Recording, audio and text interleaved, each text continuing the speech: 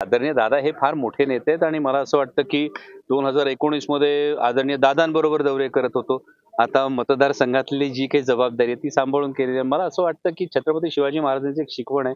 ज्याचा बालेकिल्ला मजबूत, त्याचा गड मजबूत आणि जर गड मजबूत असेल तर मुलुकगिरीसाठी निघता येतं. मी सर्वसामान्य मध्यमवर्गीय शेतकरी कुटुंबातला तरुण आहे आणि त्यामुळे माझा शिरूर लोकसभा मतदारसंघातल्या मायबाप मतदारांवर पूर्ण विश्वास आहे.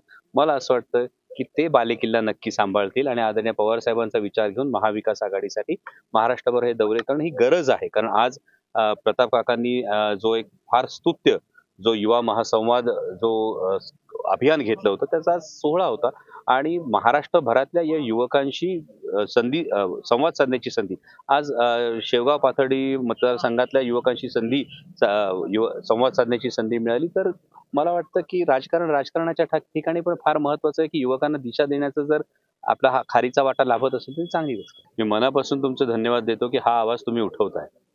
कारण या पद्धतीनं आज जर तुम्ही बघत असाल तर ज्या कारवाया सेंट्रल एजन्सीच्या होतात या 90% कारवाया या विरोधी पक्षातल्याच नेत्यांवर होतात आणि हे अत्यंत दुर्दैवी. एक म्हण होती आपल्याकडे की चोराच्याच हातात कोतवाली देणं.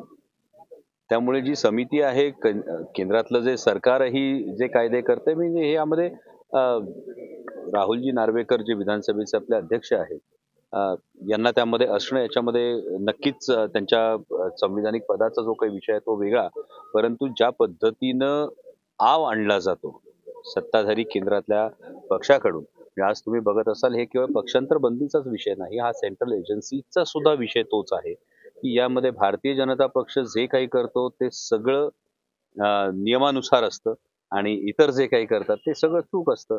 या पद्धतीची गोष्ट आहे. त्यामुळे ती म्हण मात्र आठवली की चोराच्या हातात कोतवाली जाणं याची अपेक्षा तर ही बाळगलीच पाहिजे. आणि यामध्ये जी सुनावणी झाली या सुनावणीचे जर अपडेट्स आपण घेतले असतील तर या सुनावणीच्या अपडेटवरून तरी नक्कीच अशी आशा आहे की हा राष्ट्रवादी काँग्रेस पक्षाला जो मूळ राष्ट्रवादी काँग्रेस पक्ष आहे याला नक्की न्याय मिळेल अशी अपेक्षा तरी आहे.